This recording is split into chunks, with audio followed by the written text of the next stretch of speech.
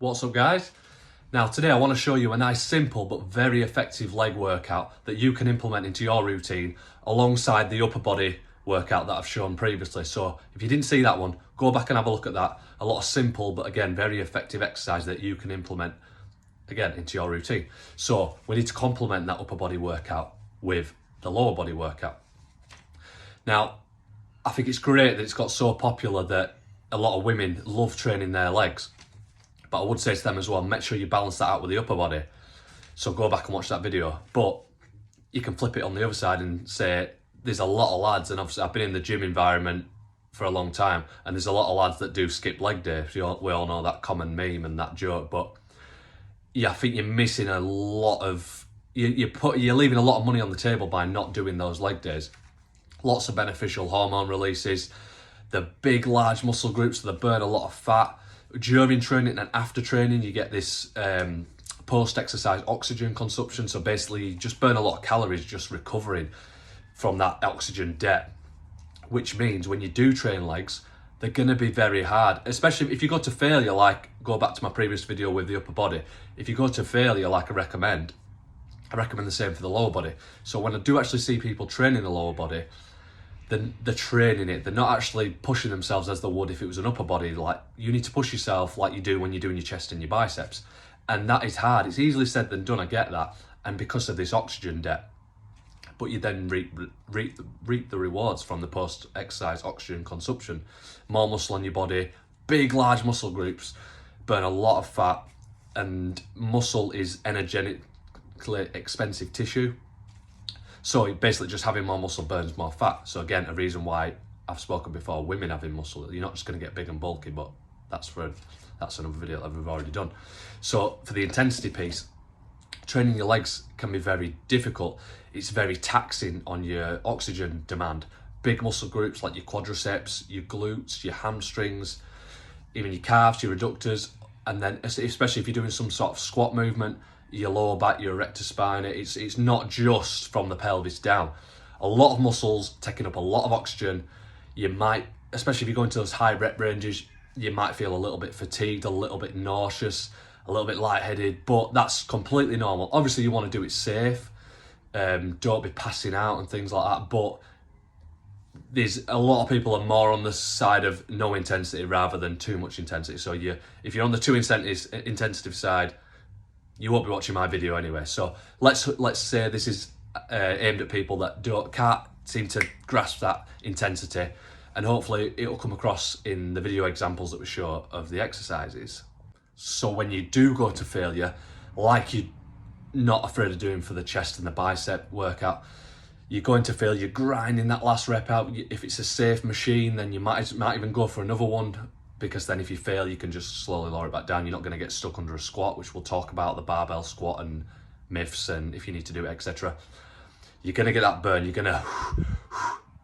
and you're going to take longer to recover between sets because the larger, bigger muscle groups. Take your time, get your breath back. Research shows that longer rest periods for gaining strength and hypertrophy, building muscle, getting stronger, increasing your 1 rep max, etc. Longer rest periods are more beneficial than shorter rest periods. So there's no trophy or medal at the end for finishing your workout really quickly, timing your rest periods. Oh, it's been 30 seconds. For example, say you're doing a squat, say you've got 100 kilogram on the bar, you get 10 reps, you rack it, that's 10 reps to nearly failure or failure. You might have somebody spotting you. You're going to be exhausted. It's the same physiology as if you've just sprinted up the street and back 100 meters. Get your breath back, replenish the creatine stores, the glycogen stores, ATP, recuperate, or basically all the energy for that muscle needs to recuperate.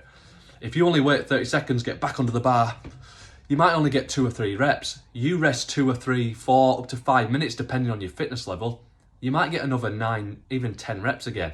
Over time, that's more volume, more tension on the muscle, more muscle damage, more metabolic stress, all leading to more muscle growth. So you can see how your overall session can be really, it can ruin your whole session really if you don't rest long enough. If your goal is hypertrophy, muscle growth, strength. If your goal is cardio, then you can use muscles, which I've give clients, you can use resistance training as like a circuit fashion to get your heart rate up, but that's more just to keep it less stagnant and boring than just on a treadmill. but you'll build a bit of muscle, a bit of strength, but your goal there is more cardio, maybe sport specific stuff. As if your goal is building muscle, which is about what this video is about, building maximal leg muscle, so quads, glutes, hamstrings, adductors, there's a lot going on, calves, then rest as long as you need. Your rest periods, you might find you get fitter over the weeks, that you recover quicker, but my rule of thumb is basically if you can't hold a conversation with somebody because you're having to breathe and replenish the oxygen debt, you're not ready to go for your set again. Again, there's no prize for rushing sets. Get your breath back, take your time, maybe time it out of interest, but just take your time, breath back, and you'll know when you're like even psychologically ready to attack that set again. If you're looking at it thinking, I'm not ready for it yet, take your time. It doesn't matter. Unless you're trying to squeeze in quick workouts by supersetting things, which again, it can be great for time saving, but your muscle building side of it is going to suffer, in my opinion. So take your time, recover, be strong for your set. That's the message. I think we've hammered that home. Also, before I show the exercises and explain those, I see a lot of women doing hip thrust type movements. So Google that or YouTube it and find a video. You know what I mean? They're very popular. And they're really focused on glutes, glutes, glutes. There's nothing magical about hip thrusts or lying on your side, say that's your leg, out to the side with your leg, like adductions, you're on this machine where you bring your legs in and out. All I see with that is that it's going to take a lot of time because you're isolating little muscle groups. It's just going to take you longer in the gym because you've got to, if you're only doing isolation exercises, out to the side, in, out, hip thrust, sort of thing, it's going to take you a long time. You've got to do multiple exercises. So I think you get more bang for your buck by doing some sort of hip hinge, so like some sort of squat movement or a leg press where it's a compound movement, your hips moving, your knees moving, your ankles moving. All them muscles are going to be working all at once, rather than you trying to just do your glute medius at the side, then just your adductor, then just your abductor, then just your quad, then just your hamstring, just your glute. You can see what I mean. So it's very fashionable, and these exercises are seen as, oh, I haven't seen that before, it must be a secret. Bread and butter basics, as the exercise I'm going to show you, are going to be more beneficial, more time saving, which most people, that's the number, apparently in the research, that's the number one excuse that people suffer to increase their fitness and go to the gym. They just haven't got time. So let's do these exercises which hit a lot of muscle groups at once, like my upper body video. So that brings us on to the first exercise, which is some sort of squat movement. Now, let's talk about the barbell squat to start with. Unless you really enjoy barbell squatting, that's number one, then barbell squat. Number two, if you get no injuries, no pain, no lower back issues, anything, you just love it, feels great, do it, no problem. If you want more sport specific, you're just training to complement your sport, you might be like a sprinter, rugby player, football player, high jumper, that sort of thing, then it might be a bit more sport specific because the bar can move in all sorts of plane, like sagittal, transverse, frontal, blah, blah, blah. So you're going to work all those core stabilizers. It might transfer over to your sport. Or obviously, if you're a powerlifter, you need to squat in competition. You need to get really specifically good at the squat. Other than that, if you're only squatting because you've heard your favorite bodybuilder say you have to squat to build legs, then it's a massive myth.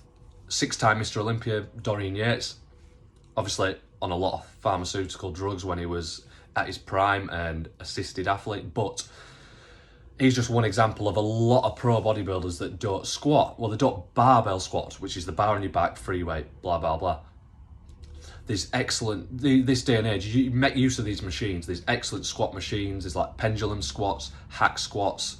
I'll show you some leg press as well, that are going to do exactly the same thing with potentially less injury risk because your lower back might be taken out of the equation a little bit more. You can go to failure and then basically just stop and rack the weight rather than getting stuck at the bottom. There's less chance of it twisting you side to side and tweaking your back, and basically, so injury risk wise. And then there's also everybody's anatomy. So your shin bone, like your tibia, the length of that bone can dictate how upright your posture can stay during a squat. People that can stay upright can say they really feel the exercise on the quads, and they don't have to bend forward and get loads of lower back and hamstring activation and potentially risking that lower back and having the pelvis butt wink, which is posterior tilt, tip back, etc, etc. So people's anatomy can dictate if they're good at squatting. Like myself, I'm not too bad at squatting. I'll probably get some sort of butt wink if I go too low, whereas my brother, his leg development skyrocketed when he scrapped the squat, chucked himself in a leg press and hack squat, and just let his legs work. Didn't have to worry about his torso being upright or falling forward, because if your tibia is, say, a bit shorter, your knee travel changes. So if your knee can't travel as far forward, you can't keep your center of gravity where it needs to be, and you have to bend forward. Otherwise, you'd fall backwards. So it's very complicated, but basically some people, and you'll know if you fall into this category, sometimes it's usually like a lot of really tall people, they're just not built for squatting. They just end up folding over, feeling it all in the lower back. Legs get no development, and that's why. So if you're one of those people, you can, and somebody questions you about it, then you can show them this video. Or if you're one of those people now, a light bulb's going in your head and like, nice one, I don't have to barbell squat. But again, do your own research, don't just listen to me. But basically, the muscles just detect tension. Your quad just does not know what day it is. So it doesn't matter what day you train your legs on. It doesn't have to be a Monday or Friday barbell. Muscles don't know what day it is.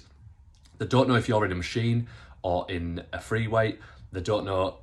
All they know is I'm being worked, tension. So if you do a leg extension, your quads are working. If you do a squat, your quads are working. They feel tension, and that's mechanical tension translating to growth. So don't worry about that. And I can show you some exercises that'll be very beneficial. For example, we have a pendulum squat machine at our gym. I've been utilising that recently. I found it much better on my hips, my lower back, my knees than a barbell squat. So that's just a good example. But again, try it. Put it in, see how you go, see how your strength increases. There's no point, if you're really married to the barbell squat, but you're getting injured, and so then you can't train. So what is the worst thing in the world for making progress. If you can only barbell squat once every month, but you can go on a hack squat or a pendulum machine twice a week, who do you think is going to have better gains after the end of a year? So again, all these exercises nice and controlled on the way down. The negative phases, the eccentric phases, the muscle lengthens, you're getting them little micro tears. Controlled, muscles working, constant tension. Powerful, explosive movement, controlled still. On the positive, which usually is on the way up. And here's an example of the pendulum squat. I was chasing highs till I found you. We're doing it in slow motion. We're doing it in slow motion. I was chasing highs till I found you. You are getting closer in slow motion. I'm chasing highs. I'm chasing highs. I'm chasing highs. Now, big compound movement, a lot of muscles involved, and then even though it's on a machine, my lower back, it really fires up, like in a good way, like it's working. I get slight DOMs the next day. You can really focus it on the quads because it's supported. You don't have to tip forward and lose that knee bend. So you can really get it on the quads. My glutes are on fire. Your feet are slightly, you can have your feet up or your feet like in line with your body, depending which, again, the next exercise I'm going to show you a slight tweak. So depending where you put your feet and what angle your legs are at, same with the upper body, where your arm is for your back, it's going to work slightly more tension on slightly different areas of certain muscles and parts of your body. So after that, you can move on to a leg press variation like so.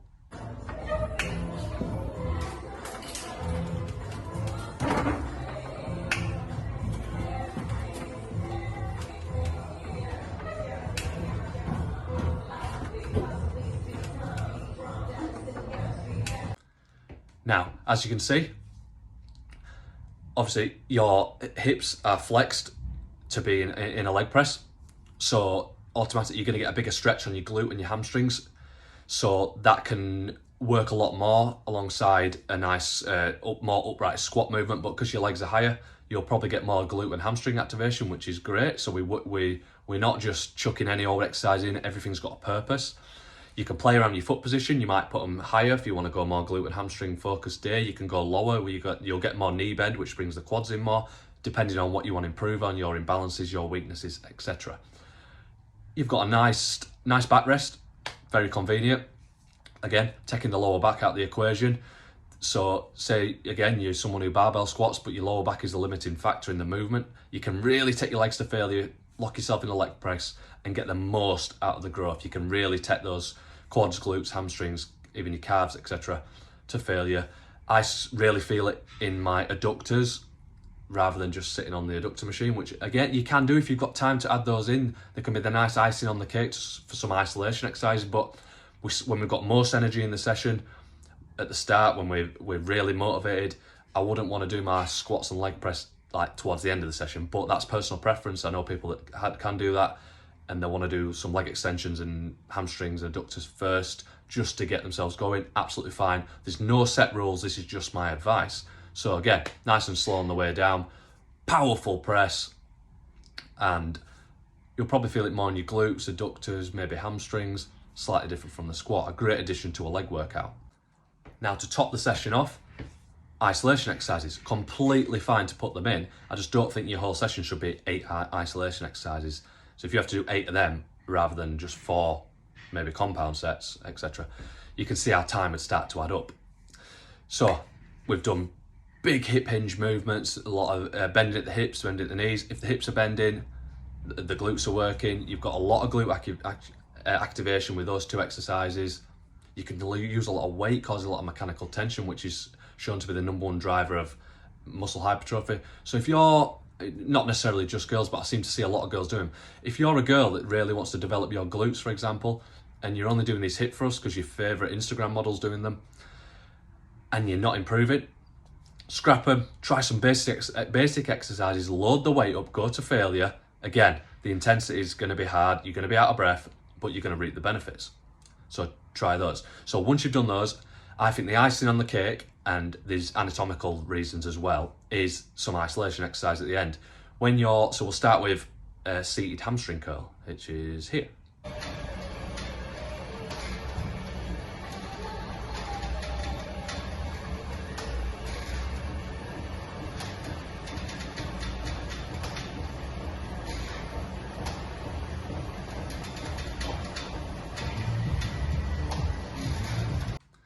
So during that seated hamstring curl, it's shown to be more beneficial for the hamstring growth than a standing hamstring curl or a lying hamstring curl because you're in a seated position, your hamstrings are on slight stretch, so you benefit from something called stretch-mediated hypertrophy. So what I mean is basically you're just loading the muscle under stretch, which causes probably a little bit more tension, a little bit more muscle damage, but that's minutiae, don't worry about it. If you don't have a seated hamstring curl machine, you can still develop really good hamstrings with a standing one, a lying one, stiff leg deadlifts, RDLs, those sort of things. But you'll be fatigued from all that first hip hinge movement, your squats and your leg press. Nice isolation exercise, you can just lock yourself in again, finish off the hamstrings, nice and powerful on the way in, concentric, really slow and controlled as you're saying. On the eccentric, keep that tension, that active, and then the passive tension from the stretching at the end, and you'll get little micro tears, muscle tension, etc., all equaling growth. Now, to top that off, again, isolation exercises, nice icing on the cake. Let's have a look at this quad finisher. We've all seen it, but if the intensity is not there, it looks really easy, really simple. Just because it's an isolation exercise, this can really get you out of breath.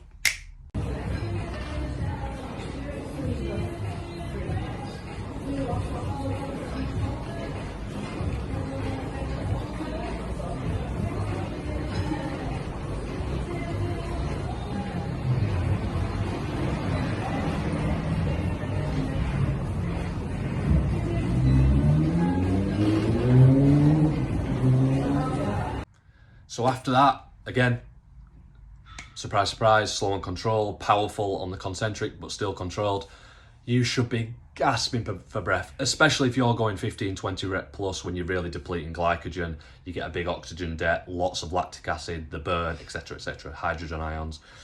So the good thing about the extensions are, I think they're absolutely necessary. So you can, if you just do squats, the problem is you've got your rectus femoris, so your rec fem, which is basically the middle part of your quad. So if someone's really lean, you can see it running down the middle of their thigh. Just simple Google rectus femoris and you'll see. During a squat hip hinge, so say you've done your pendulum squat or hack squat machine, you've gone onto the leg press, that muscle is actually not working basically because it's a hip flexor. So as your hips are flexing as they're coming down, that's eccentric. You're not using those to bring the weight down. The weight's coming down with gravity controlled. When you press, that muscle's actually lengthening because it's a hip flexor, not an extensor. So what I basically mean is when your knee is extended and your quads are working, that part of your quad, so only 3 of your quads are working when you're doing those movements, that part of your quad is actually relaxed. So, sounds complicated, but long story short, we need to do an isolation exercise to hit that part of the quad. Because it does work at the knee. It extends the knee, but it only flexes the hip. So what do? Lock yourself into a leg extension, and my advice is, and I've just started doing this recently because I heard somebody who I respect talk about that, because it's a hip flexor, if we slightly sit back and really stay in the pad while we're extending our legs, it'll create a little stretch on that rectus femoris, and you'll feel a little bit weaker in that position. But then the next day, the DOMS was unbelievable, down the middle of the quad, around my hips. You'll get the rec fem, you'll get that stretch mediated hypertrophy like we spoke of with the hamstring exercise. You'll get a bit of a stretch there. You don't have to load up as much weight, so don't be worried about that.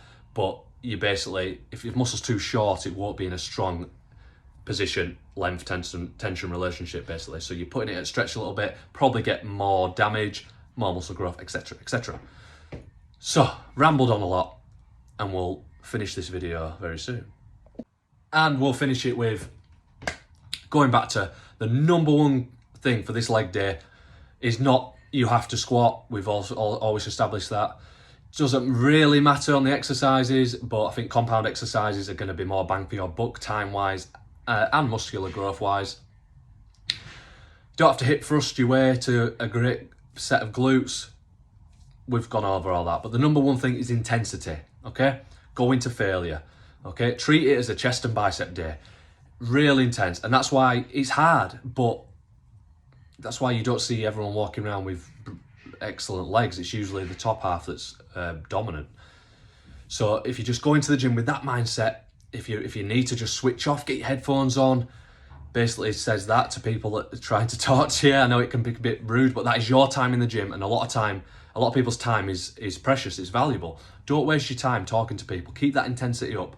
Do a couple of your warm-up sets, headphones on, favourite music, go for it, go to failure. That last rep should be an absolute grind. If you're on that leg press as shown in the video, then if you fail that last rep, it doesn't matter. That weight's just gonna slowly come back down. You're gonna get out the seat. It's not gonna slam you to the floor like a squat. So intensity, intensity, intensity. That is what we need to achieve. Imagine it's an upper body day. Work through that burn and be proud that you've earned that burn. You've earned that feeling of maybe a little bit nauseous. You might even get a little bit blackout feeling, but please be safe. Obviously, take everything I say with a grain of salt.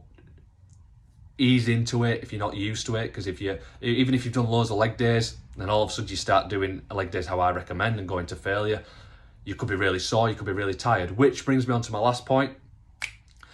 Schedule a rest day after your leg day.